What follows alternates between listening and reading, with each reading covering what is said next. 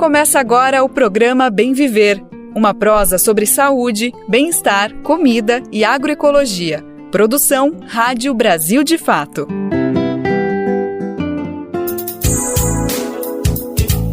Olá, minha gente, hoje é segunda-feira, dia 9 de dezembro de 2024. Estamos aqui prontos e prontas para girar mais informações e análises por um mundo melhor. Aumenta o volume que está chegando aí muita informação sobre cultura, saúde, meio ambiente, agroecologia, direitos humanos e muito mais. Tudo isso sem arredar o pé de outras manchetes que estão movimentando o país e o mundo, né? Tudo que está girando aí na conjuntura. Eu sou o Afonso Bezerra e junto com a equipe do Brasil de Fato, vou ficar contigo aí pela próxima hora. Então, para começar a semana e o nosso programa, escuta só o que a gente preparou para hoje.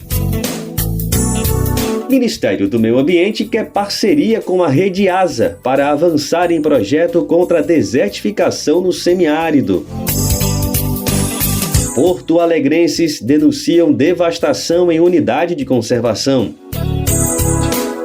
Quase 30 bilhões de reais, Benefícios fiscais ajudam a sustentar o lucro do agronegócio e danos causados por agrotóxicos. MST denuncia sonegação de impostos da Vale e ocupa a estrada de ferro Carajás, lá no estado do Pará. Vamos também tirar dúvidas sobre a PrEP, sigla da profilaxia pré-exposição ao HIV.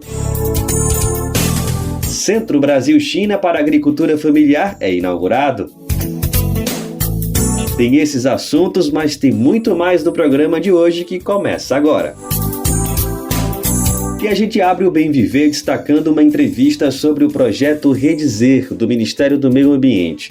Essa é uma iniciativa para combater o avanço da desertificação e recuperar áreas degradadas. Quem acompanhou uma conversa sobre o assunto foi o nosso amigo Daniel Lamy, roteirista aqui do nosso programa. Essa entrevista foi gravada durante a 10ª edição do ECONASA, o Encontro Nacional da Articulação do Semiárido.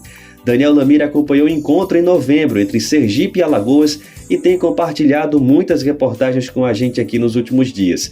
E aí, Daniel, tudo bem? Vamos com mais um conteúdo aí, ainda ecoando essa edição do ECONASA? Olá, Afonso, olá a todas e todos que acompanham o Bem Viver. Pois é, esse 10º ECONASA, permanece aqui rendendo participações no Bem Viver e também em outros espaços do nosso Brasil de Fato, viu? Lá em Piranhas, no sertão alagoano, eu tive a oportunidade de conversar com Alexandre Pires. Ele é diretor do Departamento de Combate à Desertificação do Ministério do Meio Ambiente. E essa prosa foi feita de forma coletiva, com Alexandre explicando para a gente a ampliação do projeto Redizer, que foi relançado pelo governo federal no ano passado. O Redizer é uma iniciativa para combater a desertificação em áreas suscetíveis a esse fenômeno em territórios do bioma da Caatinga. O projeto atua em algumas regiões apoiando práticas agroecológicas e de conservação ambiental. O projeto é apoiado pela FAO, a Organização das Nações Unidas para a Agricultura e Alimentação, e busca expandir esse escopo de relações.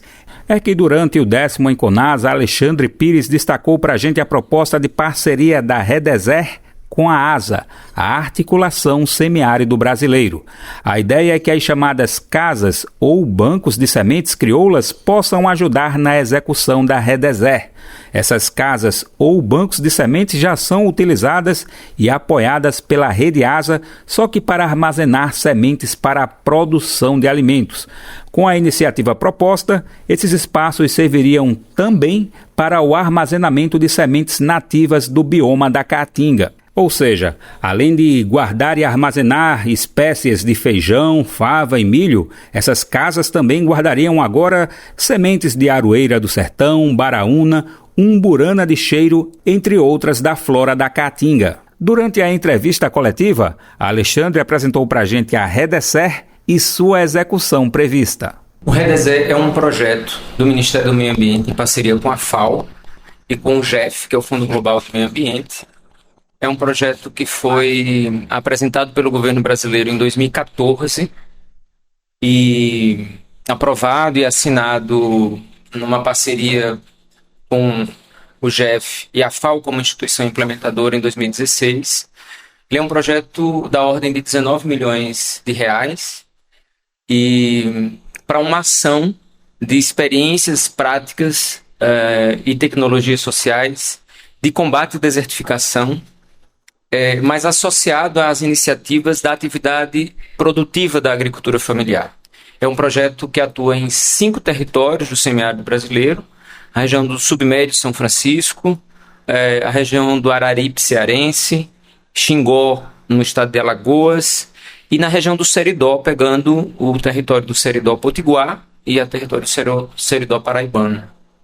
Então são iniciativas de manejo florestal sustentável da Caatinga, cursos e formação sobre essas iniciativas, implementação de sistemas agroflorestais, iniciativas de fortalecimento da apicultura e da meliponicultura. Então, um trabalho no sentido de que essas várias iniciativas de manejo do solo, de manejo da água e da própria biodiversidade de recuperação da Caatinga, elas contribuem para o processo de desertificação. Por exemplo, a apicultura e a meliponicultura tem um papel fundamental no processo de fortalecimento das espécies nativas da Caatinga.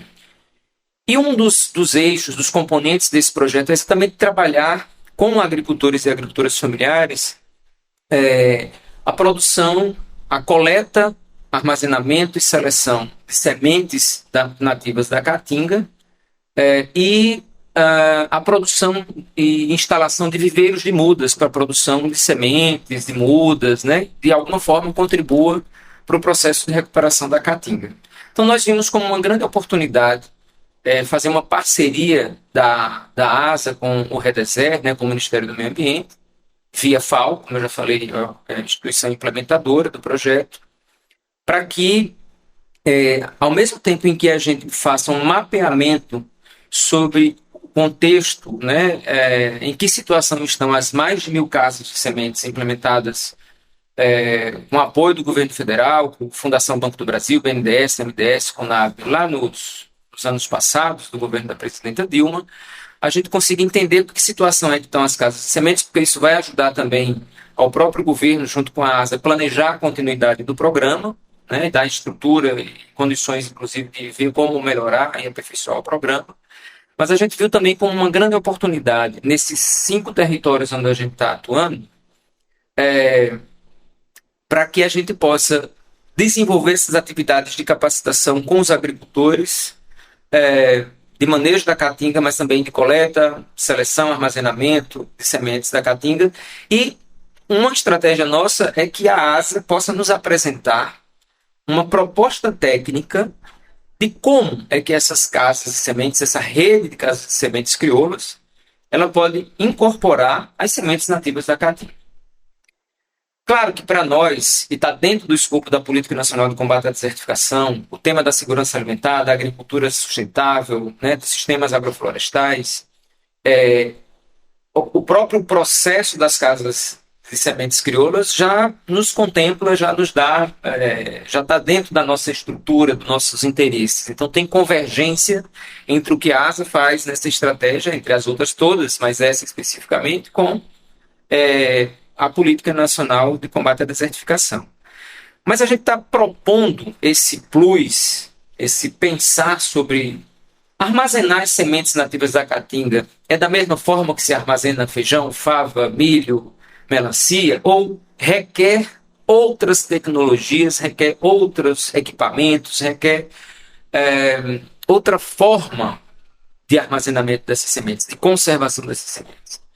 E a gente espera receber isso no final do projeto, né, que a ASA nos apresente. A gente já sabe que tem bancos de comunidades, bancos de sementes comunitárias, sementes crioulas, que já estão guardando sementes nativas da Caatinga. Então a gente quer também aproveitar que conhecimento popular é esse, que os próprios agricultores já foram armazenando, se está funcionando, se não está.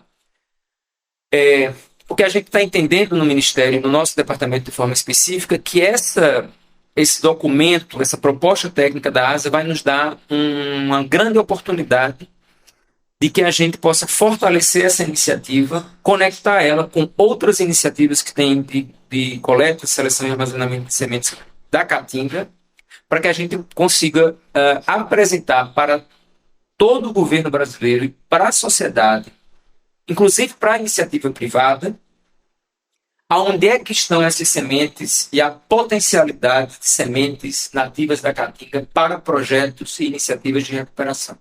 Quando eu estou dando ênfase ao governo e à iniciativa privada, porque a gente sabe que algumas ações do governo elas também são degradadoras do meio ambiente.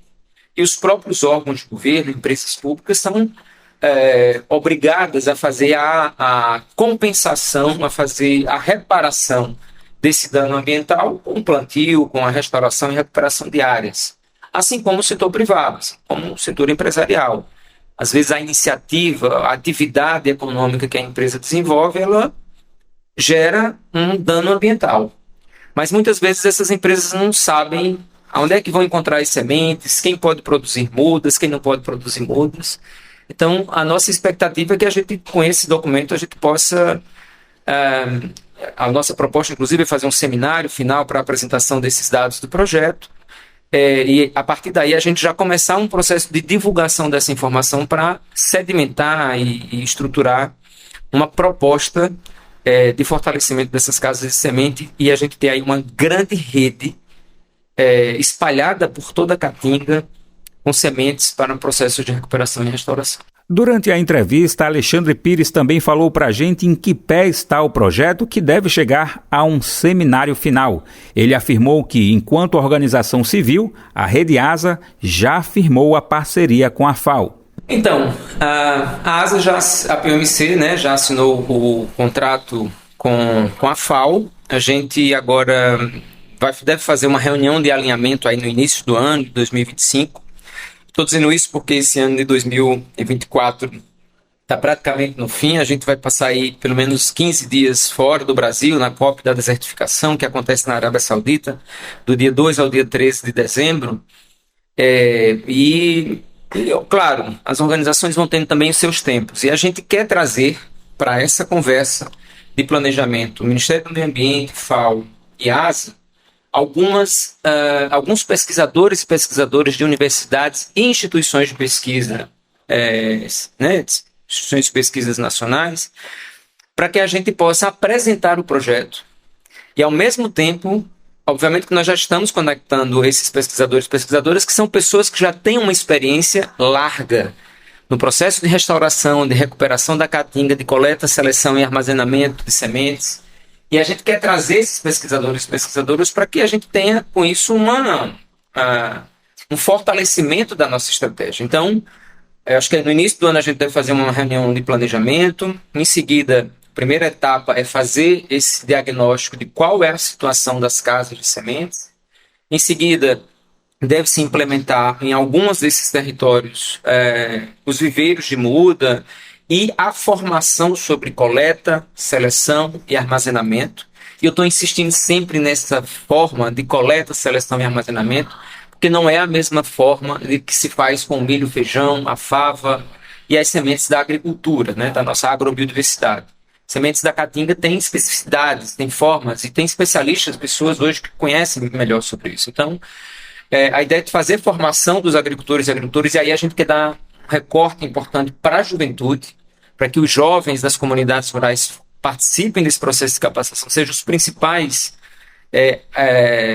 o principal público dessas capacitações, no sentido de ressignificar e requalificar também o papel da juventude camponesa na sua ação nas suas comunidades, né, nos seus territórios. Então, depois da implementação dessa, eu imagino que a ASA vai fazer isso, que é no processo de implementação dos viveiros de mudas, já vai elaborando a nota técnica, né, um estudo que apresente para a gente essa proposta técnica de incorporação das sementes nativas nas casas de sementes. E a gente ainda tem um outro componente que é exatamente dentro das iniciativas dos viveiros de mudas, a gente poder fazer uma capacitação sobre registro dentro do Sistema Nacional de Sementes e Mudas Nativas, que é um sistema do Governo Federal, administrado pelo Ministério da Agricultura e Pecuária, para que a gente consiga capacitar técnicos das empresas públicas, mas também da própria sociedade civil, das ONGs, das cooperativas, para entender como é que funciona esse sistema e da importância que é de registrar esses viveiros de mudas nesse sistema, para inclusive receber recursos, para ter um monitoramento, para saber onde é que se pode encontrar mudas de plantas nativas da caatinga. Então, eu acho que depois dessas etapas é que a gente deve ter o seminário final, para que a gente consiga entender um pouco dos resultados do projeto. Olha, essa conversa com Alexandre Pires foi gravada no último dia 20 de novembro, lá durante o 10º Enconasa. Nesse momento agora, nesse mês de dezembro, ele segue em Riad, na Arábia Saudita, participando da COP da desertificação. E no momento da conversa, ele foi perguntado sobre como em questões práticas a gente pode perceber essa proposta de parceria da Redeser com a ASA no dia a dia de quem convive no semiárido brasileiro. Olha, eu primeiro acho que o reconhecimento da caatinga ainda é um processo em curso. Eu acho que diferentemente dos outros biomas, principalmente em comparação com a Amazônia, a caatinga, por ser um bioma exclusivamente brasileiro, ele tem pouco conhecimento e, do ponto de vista histórico, seja por uma ação do Estado brasileiro ou da própria estrutura social que a gente vive, sempre foi um bioma marginalizado. Pelo processo de seca, de semiaridez, das condições socioeconômicas da população que vive nesse território. Então, eu acho que a gente ainda está num processo, e nós estamos dentro do Departamento de Combate à Desertificação, no Ministério do Meio Ambiente e Mudança do Clima, num processo de trazer ao conhecimento da sociedade, criar instrumentos e formas de mostrar para a sociedade a importância, a diversidade, a biodiversidade que a caatinga tem e o papel que ela cumpre num processo de inter-relação com os outros biomas. E aqui eu quero frisar isso porque eu acho que a gente precisa desconstruir um pensamento que tem na sociedade de que a Amazônia é mais importante dos biomas. A Amazônia tem uma importância muito grande, e a gente jamais pode negar isso ou pode fazer uma inferência diferente. Mas os biomas, Amazônia, Cerrado, Caatinga, Pantanal, Mata Atlântica, Pampas, eles vivem num processo de coexistência, de codependência, de uma relação e de uma estrutura de relação em sinergias. Nós, enquanto seres humanos, a partir das nossas práticas de uso de combustíveis fósseis, de desmatamento, de queimadas, e de tantas outras práticas negativas, é que estamos quebrando a sinergia, quebrando essa relação tão positiva que existe entre esses biomas. Então, eu quero demarcar isso porque isso é fundamental para que a gente entenda que cada um dos biomas tem sua importância dentro das suas peculiaridades, das suas especificidades e dos territórios que ocupam. Dito isso, eu acho que a nossa estratégia de fortalecer essa coisa das casas de sementes com as sementes nativas da caatinga e criar essa rede que possa abastecer projetos de restauração e de recuperação da caatinga com sementes nativas, ela pode trazer uma resposta para a sociedade que é a seguinte. Obviamente que nós esperamos captar recursos para investir em projetos de restauração. E aí, obviamente, vai fazer mais sentido para as famílias que guardam as sementes que elas também entrem nesse movimento, de produzir, de restaurar, de recuperar.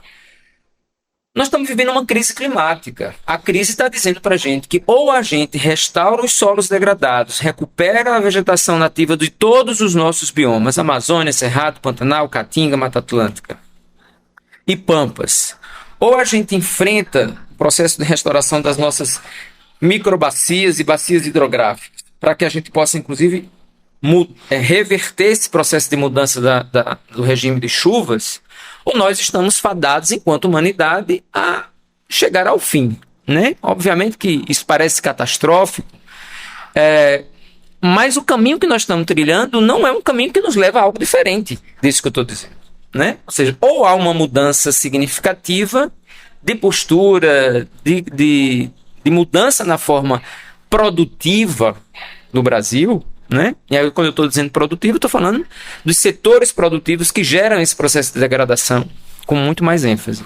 Ou nós não vamos conseguir avançar muito ou melhorar as nossas condições. Então, essa crise climática que nós estamos vivendo, nós estamos sentindo na pele a mudança no regime de chuvas, a ausência de água, os solos cada vez mais degradados, a temperatura das cidades, seja grandes ou pequenas cidades do interior, cada vez mais alta, né? Que as pessoas estão cada vez com mais calor, sentindo que está tudo muito mais quente.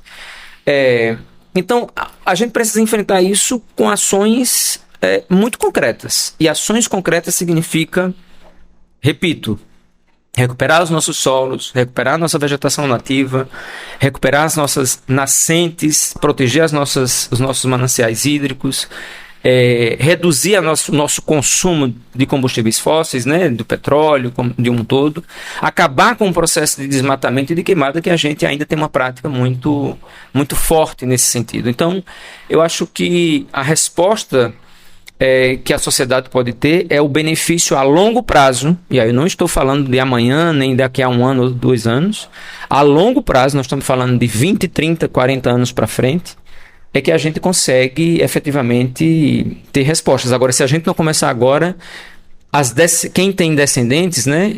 Eu ainda não tenho filho, mas quem tiver seus filhos, seus netos, suas famílias para frente, podem não conseguir sobreviver num planeta extremamente ameaçado.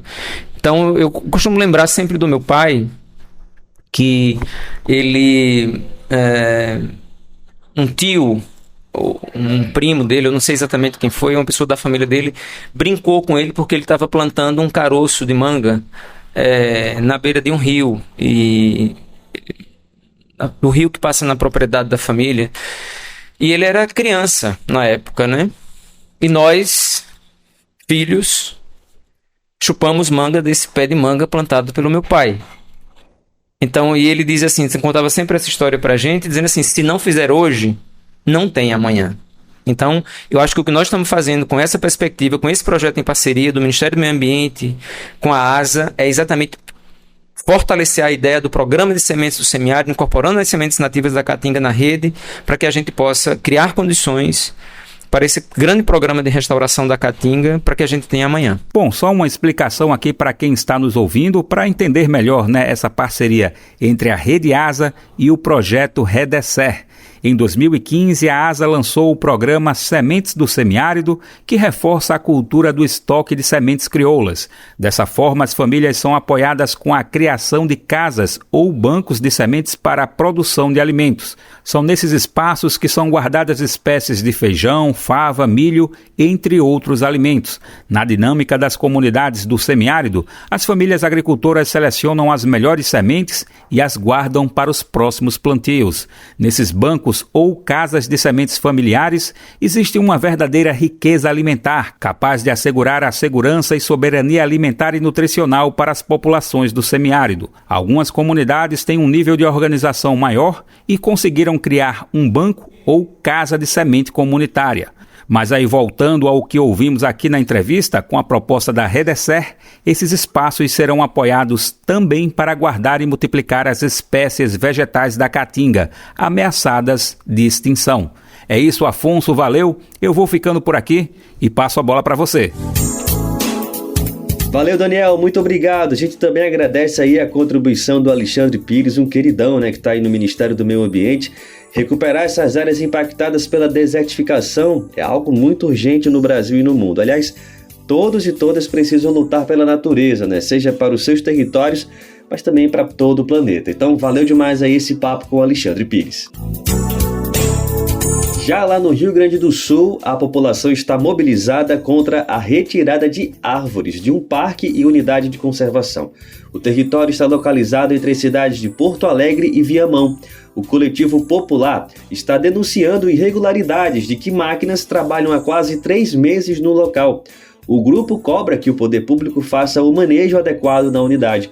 Vamos conferir mais detalhes da reportagem de Marcelo Ferreira. Ambientalistas e moradores da Lomba do Pinheiro, bairro de Porto Alegre, que faz limite com Viamão, estão mobilizados contra a derrubada de árvores na unidade de conservação que separa as duas cidades.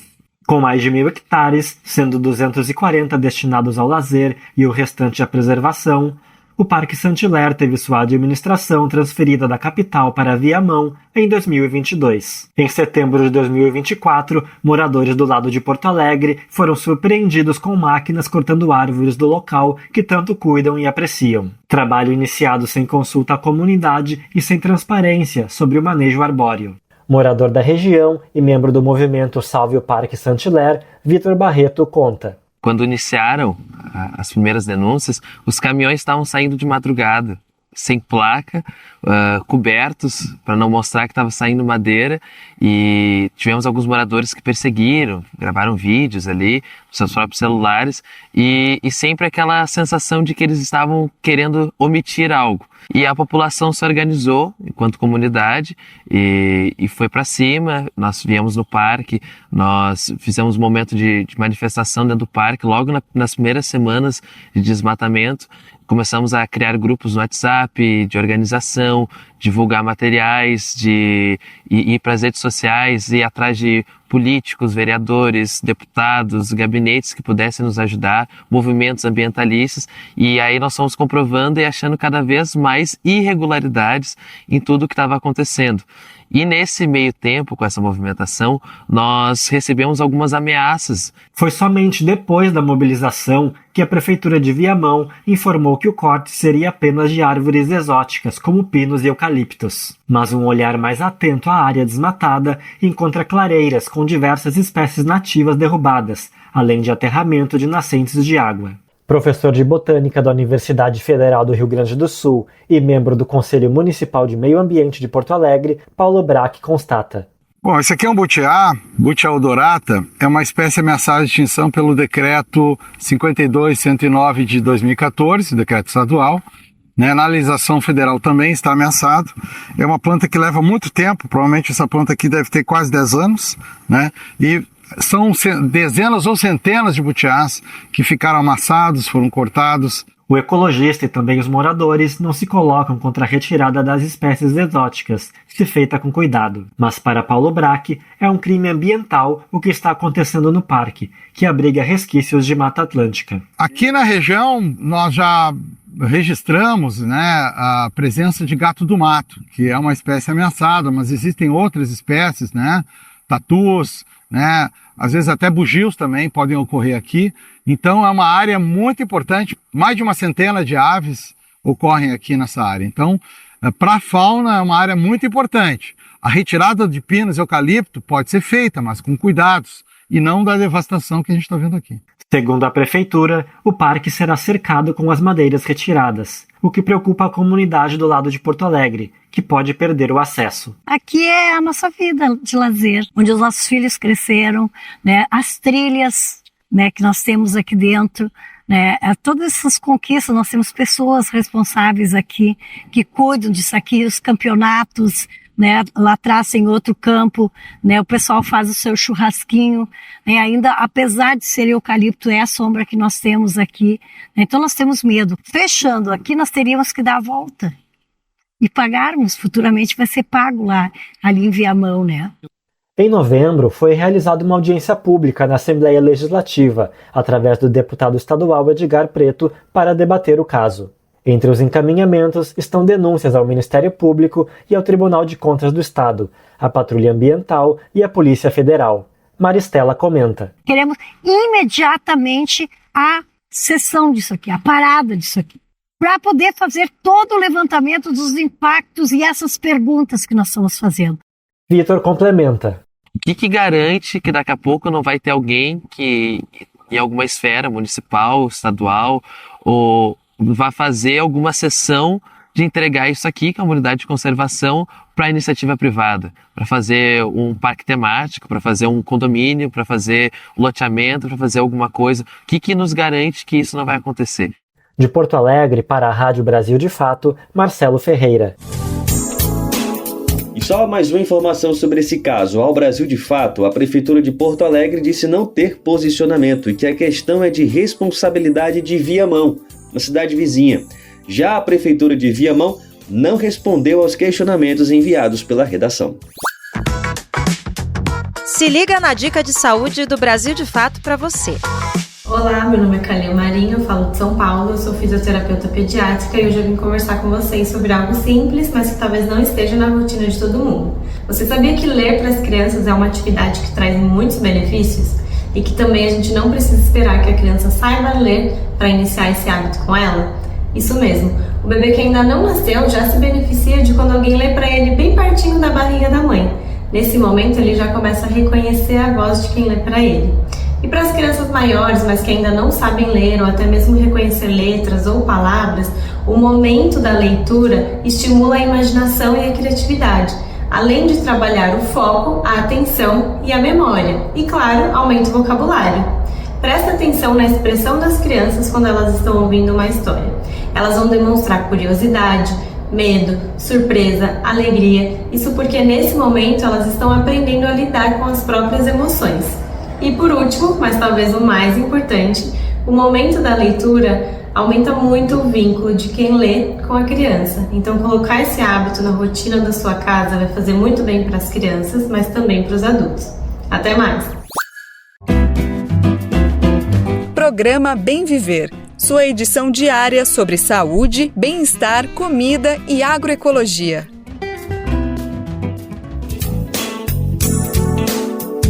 Agora a gente compartilha aquela notícia que deixa muita gente cheia de orgulho. Bem Viver faz parte de uma rede incrível de parcerias que retransmite o programa por todo o Brasil. E eu quero aqui aproveitar esse momento especial para agradecer exatamente toda essa articulação que faz o nosso programa chegar muito longe. Já são quase 500 emissoras envolvidas aí, e espalhadas pelo país que recebem e compartilham essas nossas edições diárias. E uma boa notícia é que essa rede pode crescer ainda mais, hein? E se você faz parte de uma rádio e quer se juntar a essa parceria, é só se cadastrar lá no nosso site, radiobrasildefato.com.br. Quando chegar lá, você vai clicar em como ser uma rádio parceira e pronto, tá feita essa parceria. Ah, e não se esqueça também, se você está nos ouvindo nesse momento aí, chegou agora, não sabe exatamente o que é que está acontecendo, o Bem Viver também está disponível nas rádios, mas você pode ouvir também nas principais plataformas de podcast. Acompanhe no seu ritmo, a qualquer hora. É só acessar o site do Brasil de Fato ou procurar no Spotify, no Deezer, no iTunes e Google Podcasts. Agora a gente volta a destacar aqui no Bem Viver os benefícios fiscais, vejam só, que ajudam a sustentar o lucro do agronegócio. Como sabemos, esses valores também se refletem em danos causados por agrotóxicos. Recentemente, nós contamos aqui no programa a cifra que o setor recebeu de janeiro e agosto deste ano. De acordo com o relatório da Receita Federal, foram quase 30 bilhões de reais. Só as empresas que participam do mercado de agrotóxicos ganharam mais de 21 bilhões em renúncia fiscal. O tema é muito sério e merece a nossa atenção. Por isso, vamos trazer agora uma reportagem sobre o assunto para entender um pouco mais sobre esses benefícios fiscais. Os detalhes com o Leonardo Fernandes. O agronegócio se apresenta ao mundo como a base de sustentação da economia brasileira. De fato, os números são impressionantes. Em 2023, apenas as exportações do setor ultrapassaram os 800 bilhões de reais. Mas para onde vai todo esse dinheiro? Quem responde é Débora Nunes, da Direção Nacional do MST. Toda a dinâmica do agronegócio é produzir commodities para exportação.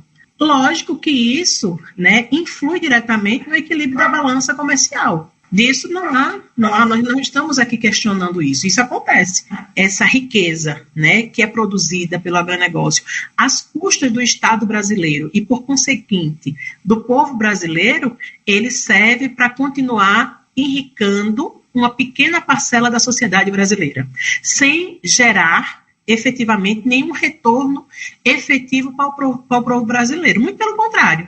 As consequências do agronegócio são muito mais danosas para a sociedade brasileira. Além de ser altamente concentrador de terras e recursos, o agro tem se aproveitado do Estado para ampliar seus lucros. Um relatório da Receita Federal apontou que o agronegócio recebeu, em isenções fiscais, quase 30 bilhões de reais de janeiro a agosto de 2024. Só as empresas ligadas ao comércio de agrotóxicos ganharam mais de 21 bilhões de reais em renúncia fiscal no primeiro semestre deste ano. Para Jaqueline Andrade, da organização Terra de Direitos, a população tem pagado um preço alto pelas consequências dessa política fiscal. Isso, na prática, significa onerar o poder público, porque quem gasta com o tratamento, né, de pessoas intoxicadas é o Sistema Único de Saúde, basicamente. Né? Então, a gente tem dados aí de que, né, o SUS é onerado, né, em cada caso de intoxicação, $1,28.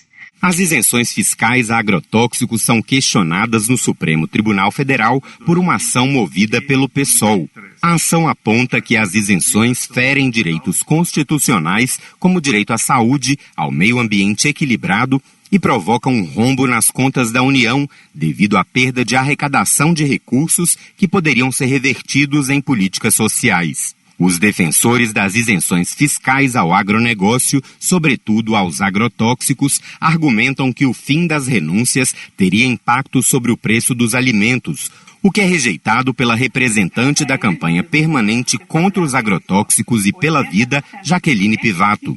Mais de 85% dos agrotóxicos que são consumidos no nosso país é exclusivamente para o setor de commodities. Então, não tem vínculo direto com a produção de alimentos, né? Está muito voltado à questão da soja, do milho e da cana-de-açúcar, que é um setor voltado para a produção de combustíveis e para a bolsa de valores. Então, a gente tem uma realidade muito perigosa no nosso país, onde tudo que a gente consegue avançar em debate enquanto sociedade não chega nem perto da onde está a centralidade do problema. O debate, por exemplo, agora do Programa Nacional de Redução de Agrotóxicos, que é um programa com medidas bastante possíveis e alcançáveis e que não vai, de forma alguma, chegar perto, né, de impactar o setor, por uma questão ideológica, por uma questão de dificuldade mesmo de compreensão da pauta, a gente não consegue dialogar com o Ministério da Agricultura, né? E para piorar esse cenário, o Congresso Nacional caminha na contramão do mundo quando o tema é agrotóxicos. A bancada do agro segue empenhada em avançar com projetos que buscam facilitar o acesso a esses agentes químicos, muitos deles banidos em outros países. É o caso dos agrotóxicos à base do ingrediente ativo tiametoxam, do tipo neonicotinoides, feitos a partir da nicotina e que são altamente nocivos a insetos polinizadores. Seu uso foi suspenso por uma resolução do IBAMA, mas, com apoio do Ministério da Agricultura, os parlamentares da direita se articulam contra a decisão. Outro projeto de decreto legislativo pretende autorizar o uso no Brasil do fungicida carbendazim. A proposta busca suspender uma decisão da Anvisa que decidiu pela redução gradual do agente em lavouras brasileiras, devido ao alto nível de contaminação do solo e da natureza. Segundo dados preliminares do relatório anual da Comissão Pastoral da Terra sobre conflitos no campo, os casos de violência por contaminação de agrotóxicos apenas no primeiro semestre de 2024 cresceram mais de 950%, passando de 19 para 182. A deputada federal do PSOL, Célia Chacriabá, é parte da resistência aos projetos do chamado Lobby do Veneno no Congresso Nacional. Já éramos uma das principais barreiras do lado de fora e aqui dentro não é diferente. Os que são maioria não nos assusta porque não se trata de ser maioria ou minoria, nós somos a melhoria porque o que votamos aqui também transcende para as questões partidárias, progressistas, porque a questão da defesa ambiental, territorial, climática e, sobretudo, quando falamos do veneno, isso tem que ser tido como uma pauta prioritária de saúde pública. O veneno que adoece os outros também nos adoece. Então, portanto, nós temos tido um grande enfrentamento. Enquanto isso, no país que ostenta ser o maior produtor de alimentos do mundo, em 2023, cerca de 14 milhões de pessoas permaneciam em situação de insegurança alimentar e fome, segundo dados da Organização das Nações Unidas. Uma contradição que só se explica pelo modelo agrícola privilegiado, para o qual o chamado Estado mínimo não é uma realidade, enquanto a população paga a conta. É o que opina Débora Nunes. Nós precisamos dizer assim, olha, que o trabalhador sustenta né, o Brasil, pagando imposto de tudo, independente se ele ganha só um salário, se ele ganha 2, né? Ele paga impostos, né? Para ter ideia, a cesta básica tem impostos, né? Mas um setor rico e que enriquece justamente porque consegue essas benesses do Estado. De Brasília, da Rádio Brasil de Fato, Leonardo Fernandes. Nunca é demais, a gente volta a bater na mesma tecla porque é super necessário. Você já pensou em uma balança mais equilibrada desse apoio do governo para setores de produção sustentável, ou seja, leva mais recurso para a agricultura familiar? Eu não estou falando aqui de quem tem dinheiro para maquiar seus impactos danosos com comercial no horário nobre da TV. Sabemos que muita gente rica tenta enganar todos nós, né, vendendo uma imagem sustentável e mantendo práticas destrutivas. Estou falando desse cenário de sustentabilidade de verdade, que inclui povos e comunidades tradicionais, que inclui assentamentos e acampamentos da reforma agrária e muitas outras experiências agroecológicas no país. O governo bem que poderia abrir o olho e levar mais benefícios, né, apoio para esses setores que são realmente agroecológicos, sustentáveis e que cuidam das comunidades tradicionais. Se alimentar como um ato político e comida sem veneno, o Armazém do Campo reúne as duas coisas com a agricultura familiar orgânica e agroecológica dos assentamentos da reforma agrária.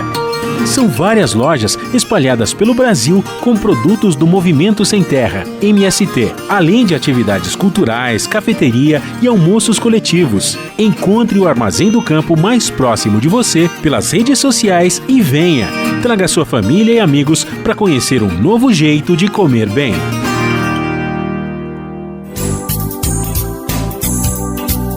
E na semana passada, o MST ocupou um trecho da estrada de ferro Carajás, no município de Paraupebas, no Pará. O movimento denuncia os históricos impactos socioambientais provocados pela Vale. A mineradora acumula quase 10 bilhões de reais em sonegação de impostos na região. Olha só, isso é o que aponta o relatório do Tribunal de Contas da União. Quem conta mais detalhes é a nossa repórter Mariana Castro. O MST ocupou, na madrugada de terça-feira, dia 3, a estrada de ferro Carajás, em trecho no município de Parauapebas, no Pará. O município é considerado o maior arrecadador do país no ramo da mineração, mas acumula impactos socioambientais. A mobilização compõe a chamada Jornada de Luta por Direitos e Reforma Agrária, com o objetivo de pressionar a empresa Vale e os governos a atenderem demandas de comunidades afetadas por impactos ambientais e sociais gerados pela mineração na região. É o que explica o dirigente do Movimento Sem Terra, Jorge Neri. Mesmo tendo nessa região a maior reserva e maior sistema de exploração mineral do país, que são os maiores do mundo, a população padece de mazelas provocadas por esse modelo de exploração mineral. Padecemos de demanda de habitação, de demanda de saúde. Por isso, entendemos que a Vale tem responsabilidade em investimento em áreas sociais que devem ser controlados, inclusive com investimento e com gestão do governo e da sociedade. Segundo a auditoria realizada pelo Tribunal de Contas da União, a Vale deixou de pagar os impostos equivalentes a cerca de 5 anos, entre 2017 e 2021, totalizando 2,8 bilhões de reais. E Parauapebas é o município mais impactado pela sonegação, acompanhado de Mariana, Ouro Preto e Itabira, em Minas Gerais. Jorge Neri reforça a importância da aplicação dos recursos para ajudar a combater os problemas causados pela própria empresa. Insistimos que os recursos advindos da mineração devem ser incorporados e aplicados em medidas que possam reverter a situação de pobreza e miséria por que passa o nosso povo. A sonegação tributária, em especial do CFE, que agora tem acumulado na região, que chega a cerca de 10 bilhões de reais, poderiam efetivamente ajudar no combate de problemas sociais e ambientais provocados pela própria companhia. Na chamada Corrida pelo Ouro na década de 80, a Vale conseguiu exclusividade para explorar minério de ferro, ouro e manganês na região, antes habitada por indígenas. A partir dessa exploração, o município de Parauapebas foi emancipado em 1988. Desde então, A cidade convive com efeitos da exploração de minérios, como o adoecimento da população. Como explica a paraense Diélia Amorim, integrante do movimento dos atingidos pela mineração, o MAN, e médica popular na região. Nós que estamos aí na linha de frente da saúde, na atenção primária, nós lidamos com essas situações todos os dias. Pacientes que nos chegam com situações de depressão avançada, ansiedade, lesões crônicas, lesões osteomioarticulares, que estão diretamente relacionadas a esse modelo predatório de mineração. Precisamos nós todos, que nos reconhecemos como afetadas e afetados da mineração, somar essa luta aqui de todos nós. Sobretudo nós, que estamos aqui na região de Carajás, que historicamente tem sofrido as mazelas dessa empresa, dessa grande mineradora, que só explora na nossa região e deixa pobreza e adoecimento no nosso povo. A via da Estrada de Ferro Carajás já foi desocupada pelo MST, que apresenta aos governos federal, estadual e municipal uma série de reivindicações, entre elas o pagamento dos tributos sonegados e reforma agrária. Uma equipe do governo federal e da empresa Vale abriu diálogo com o movimento e deve se reunir nos próximos dias. Do Pará para a Rádio Brasil de Fato, Mariana Castro. Em nota, a Vale destacou os prejuízos sofridos pela paralisação da via. Ela reiterou seu compromisso com o cumprimento de obrigações legais e contratuais, além da segurança e respeito às pessoas. A companhia também repudiou o que classificou como atos arbitrários. Você está ouvindo o programa Bem Viver, uma prosa sobre saúde, bem-estar, comida e agroecologia.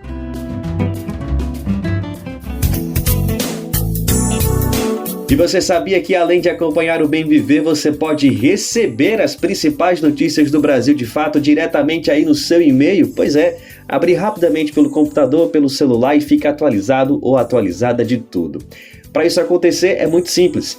Basta você se cadastrar em nossa página e escolher as categorias de notícias que mais te interessam.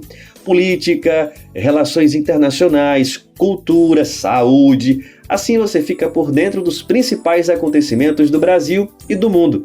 E além de tudo, confere análises aprofundadas com uma visão popular do nosso dia a dia. Gostou dessa ideia? Então bora lá! Acesse agora aí brasildefato.com.br/boletim. Não pegou? Calma, vou repetir aqui para você anotar.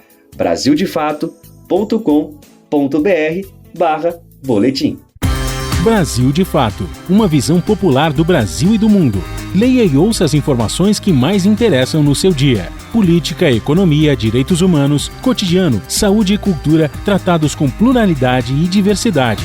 Jornalistas, articulistas e movimentos populares reunidos em um só veículo. Esse é o Brasil de Fato.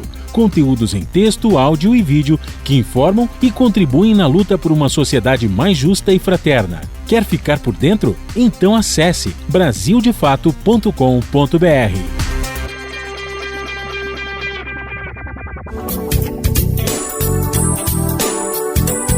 E o tema agora é saúde. Vamos falar sobre a PrEP, sigla da profilaxia pré-exposição ao HIV. O serviço está disponível pelo SUS, o Sistema Único de Saúde, e ainda gera muitas dúvidas entre a população. Em outubro deste ano, por exemplo, a Prefeitura de Belo Horizonte ampliou esse serviço na cidade. Agora a capital mineira também oferece consultas nos centros de saúde para quem deseja tomar o medicamento. A medida acontece no mês em que temos o Dia Mundial de Combate ao HIV/AIDS, que foi celebrado no último dia 1º. O Brasil de Fato Minas Gerais entrevistou o médico infectologista e professor Matheus Westin. Ele atua na Faculdade de Medicina da Universidade Federal de Minas Gerais e tirou algumas dúvidas comuns entre as pessoas. Além disso, ainda explorou questões que ainda limitam a acessibilidade em torno do medicamento. Ao repórter Lucas Wilker, o médico começou explicando como a PrEP funciona no corpo humano. Bem, a PrEP se baseia nos mesmos medicamentos antirretrovirais para as pessoas que vivem com HIV e que fazem, portanto, o tratamento. A diferença da PrEP oral, como estratégia de profilaxia, de prevenção ao HIV, do regime que as pessoas fazem de tratamento, é que a PrEP é a combinação de 2 medicamentos diferentes, tenofovir e entrestabina, no mesmo comprimido. ao passo que o tratamento antirretroviral clássico é de 3 drogas antirretrovirais combinadas, para ter uma eficácia melhor.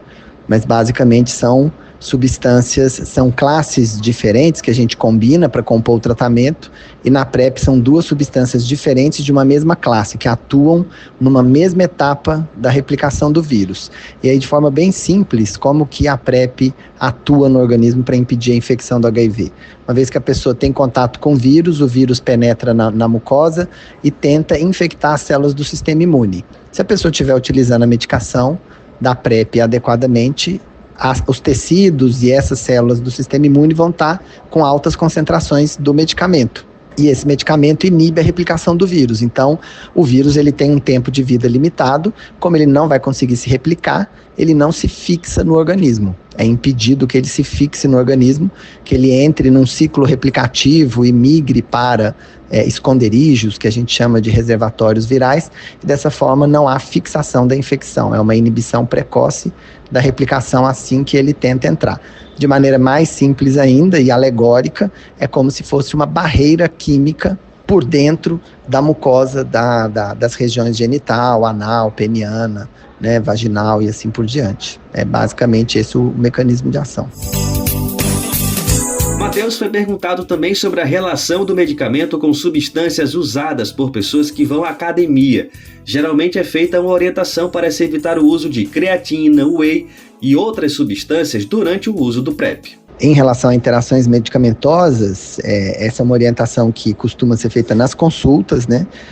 Mas de forma bem geral, os suplementos alimentares, vitaminas, whey, creatina, não tem nenhuma interação com a PrEP, com as substâncias, né, os medicamentos da PrEP.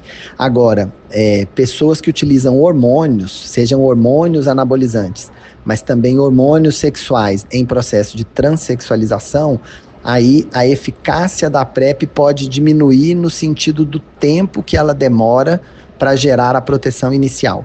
Então, no uso de PrEP contínua, que é tomar o remédio todos os dias, pessoas em processo de hormonização só terão uma proteção garantida a partir do 7º dia de uso, ao passo que o habitual é que 2 horas depois, né, quando não tem hormonização envolvida aí no organismo da pessoa, 2 horas depois da dose inicial de 2 comprimidos, ela já tem uma proteção bem eficaz. Então, é basicamente essa diferença. Agora, existem vários outros medicamentos, como anticonvulsivantes, alguns remédios para tratar tuberculose, alguns anticoagulantes, que aí sim interagem com o remédio da PrEP, e aí essas orientações são feitas individualmente em consulta. Você pode conferir a entrevista completa no site do Brasil de Fato Minas Gerais. O endereço é brasildefatomg.com.br. Repetindo, o endereço é brasildefatomg.com.br. Essa mesma matéria também está disponível no site nacional do BDF, é brasildefato.com.br. Você está ouvindo o programa Bem Viver, uma prosa sobre saúde, bem-estar, comida e agroecologia.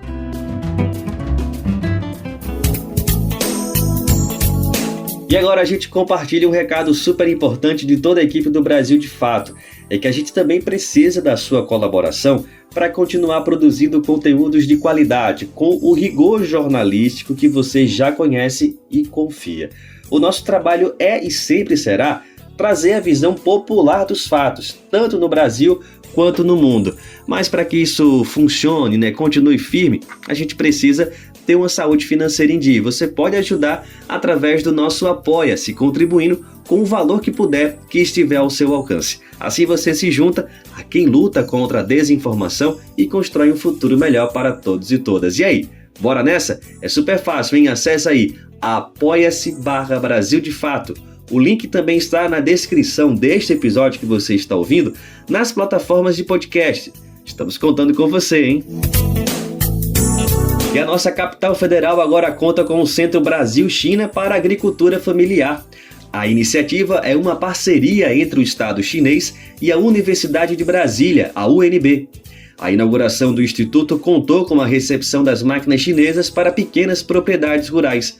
O repórter Mauro Ramos traz mais informações. Após a visita de Estado do presidente chinês Xi Jinping ao Brasil, o ministro da Educação da China, Huai Jinpeng, esteve na UNB, a Universidade de Brasília, para o lançamento das atividades do Centro Brasil-China de Pesquisa, Desenvolvimento e Promoção de Tecnologia e Mecanização para a Agricultura Familiar. Jinping participou de um fórum sobre novas linhas de cooperação entre os dois países. O evento também foi a recepção oficial das máquinas chinesas que serão destinadas à Fazenda Água Limpa da UNB e assentamentos da reforma agrária do Distrito Federal. Em discurso, Huai Jinping falou da expectativa para a parceria. Esperamos que, sob a orientação dos dois chefes de Estado, a educação da China e do Brasil se torne pioneira, modelo e líder no desenvolvimento dos países e crie um novo capítulo entre esses lugares tão distantes. Agradecemos especialmente por seus esforços e contribuições sob a orientação dos dois chefes de Estado. Também esperamos que nos próximos 50 anos dourados possamos trabalhar juntos para criar valores novos e cumprir nossa missão. Obrigado.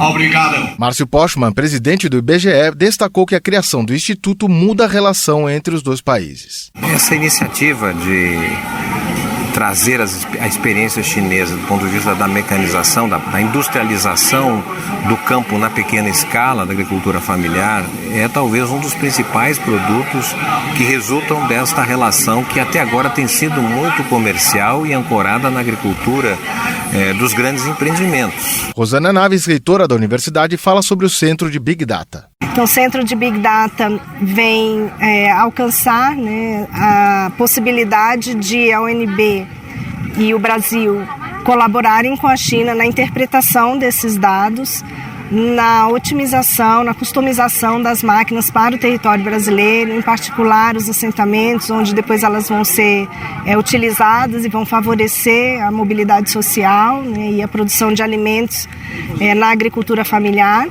Mais do que isso, os dados vão oportunizar novas oportunidades de pesquisa para os professores e estudantes de pós-graduação da universidade. Sérgio Sauer, coordenador do Centro Brasil-China para a Agricultura Familiar, complementa. Essa plataforma é um sistema Big Data, ele tem várias funções, mas basicamente, pelo menos num primeiro momento, nós vamos utilizá-los para o monitoramento dessas máquinas. Portanto, as máquinas terão chips e a gente vai conseguir coletar informações de eficiência, tempo de uso, e etc. Portanto, vai ser um insumo fundamental para a pesquisa e a inovação. O vice-reitor da Universidade de Agricultura da China, Du Taishan, acredita que a cooperação tem muito potencial e que apenas está se iniciando.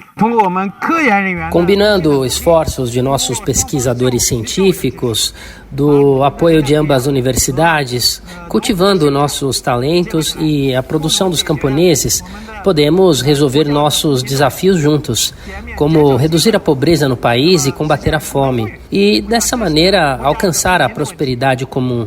Eu acho que esse deveria ser o maior sonho dos nossos camponeses e é também o objetivo pelo qual lutamos.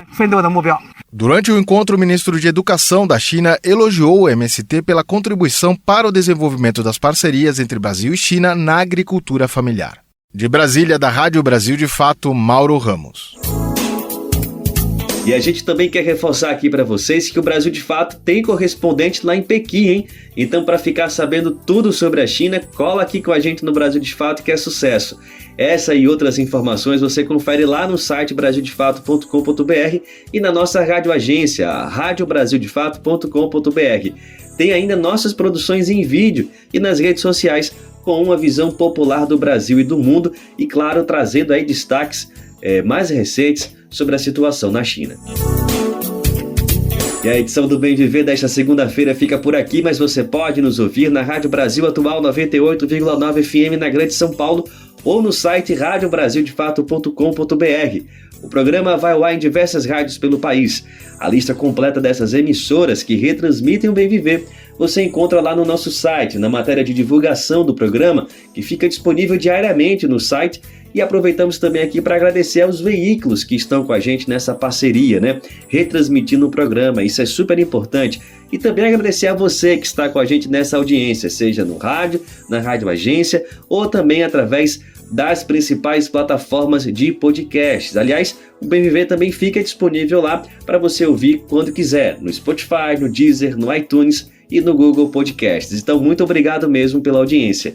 A apresentação do programa foi comigo, Afonso Bezerra, o roteiro com Daniel Lamir, a edição e produção de Daniel Lamir e Douglas Matos, trabalhos técnicos de Lula Gattinone, Adilson Oliveira e André Paroche. A coordenação de rádio e TV é de Monize Ravena, a diretora de programas de áudio é Camila Salmásio, a direção executiva é Darina Fidelis e o apoio é da equipe de jornalismo do Brasil de Fato.